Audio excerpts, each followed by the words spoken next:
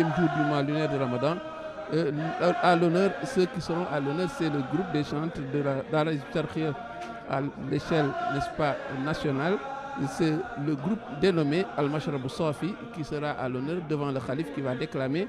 Et ensuite, le groupe qui va accueillir et raccompagner le calife, c'est le groupe dénommé Jalibatul Marakhib. Et sans plus tarder, nous allons enchaîner sur les écrits du vénéré Cheikh Ahmadou Bamba.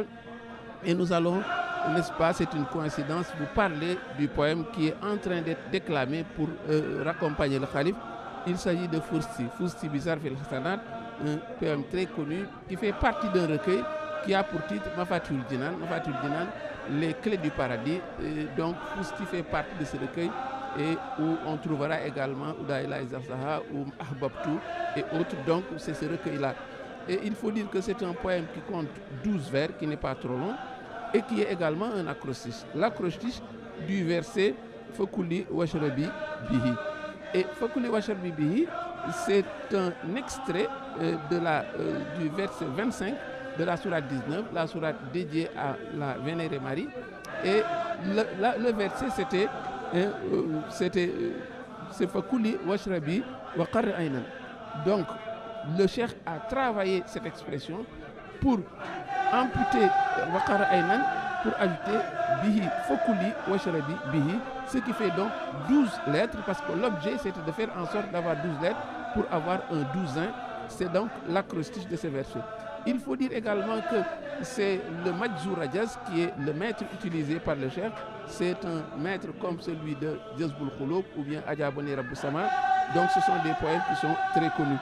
Donc il faut dire que ce propos déjà nous plonge dans l'atmosphère de ce qui va être dit, puisque ce verset est extrait de la sourate dédiée à la Vénérée Marie. Et on sait que Fousti est un poème qui est une ode et qui est laudatif envers la Vénérée Marie, mais ce n'est pas seulement cela l'objectif. Il faut dire que c'est un propos qui survient dans le Coran après que Marie, n'est-ce pas, les douleurs de l'enfantement l'ont prise et qu'elle a eu un enfant prodigieux, un enfant miraculeux. Évidemment, avant cela, Allah lui a donné injonction, n'est-ce pas, de secouer un palmier.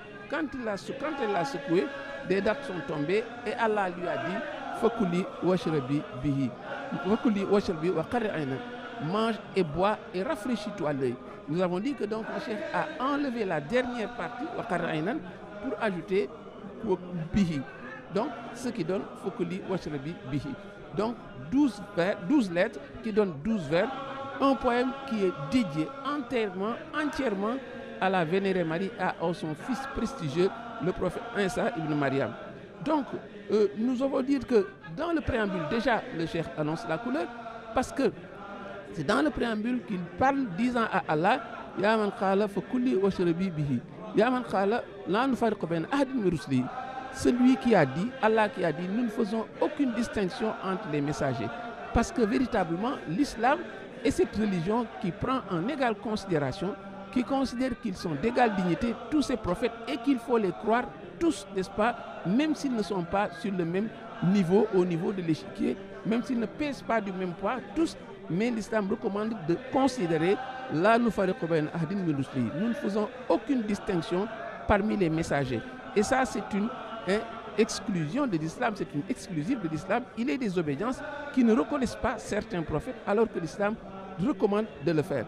Donc, quand on écoute le propos, déjà le poème, quand il dit mange et bois par ceci, mais ceci, c'est ce poème qui va servir, un poème qui finalement va être un baume au cœur, qui va être une tentative d'apaisement de la Vénérée Marie, parce qu'on sait que même dans le Coran, on nous raconte que quand Marie a eu cet enfant, quand il est venu, on lui a lancé Marie, oh Marie, tu as fait une chose monstrueuse, ne croyant pas que cet enfant était un enfant miraculeux.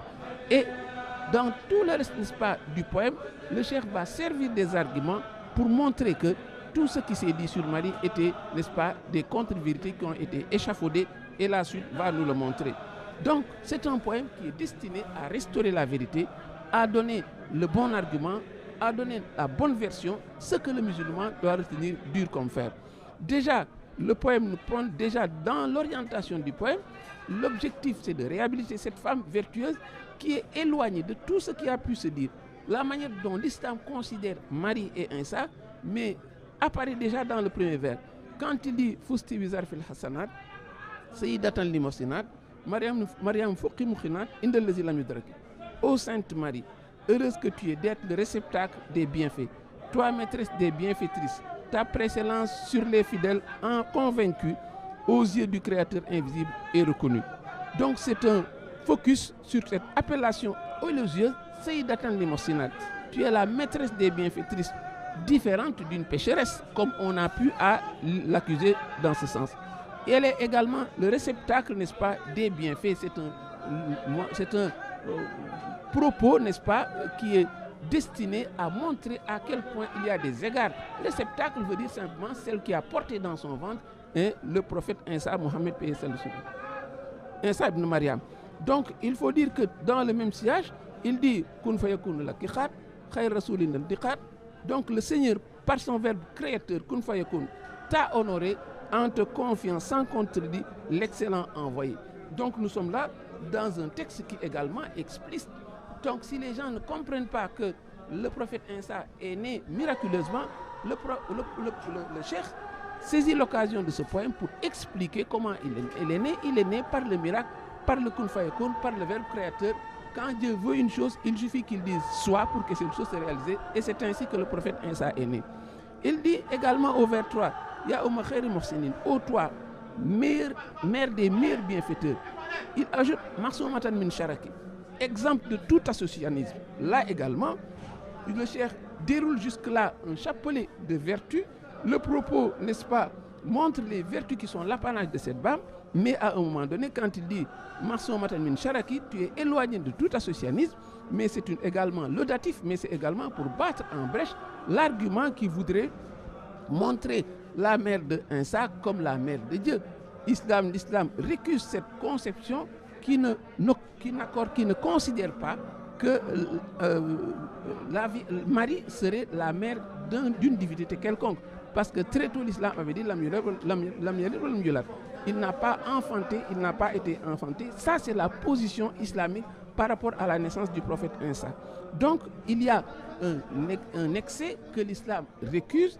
Et au vers 4, au vers 6, là, le propos laudatif continue, il est laudatif, il est même dithyrambique.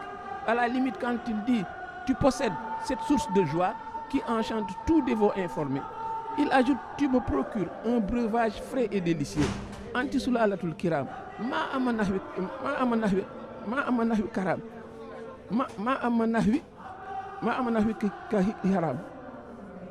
Tu es la descendante des nobles éminents. Rien d'illicite ne te touche. Il faut montrer que également l'ascendance de la vénérée Marie est une ascendance parce qu'elle est remontée, elle est rattachée à la famille d'Imran. Et rien d'illicite ne te touche, ça veut dire que c'est une réhabilitation, c'est un lavage à la grande eau pour montrer que toutes ces contre-vérités qui ont été échafaudées mais doivent tomber comme des châteaux de cartes parce que ce n'est pas conforme à la réalité. Cette femme incarne la pureté. Et le cheikh de plus belle renoue avec la louange quand il dit Shakara Rabbuna al-Karim, Shanuki Shukran la Yarim, notre Seigneur a agréé ta conduite et ceci de manière absolue.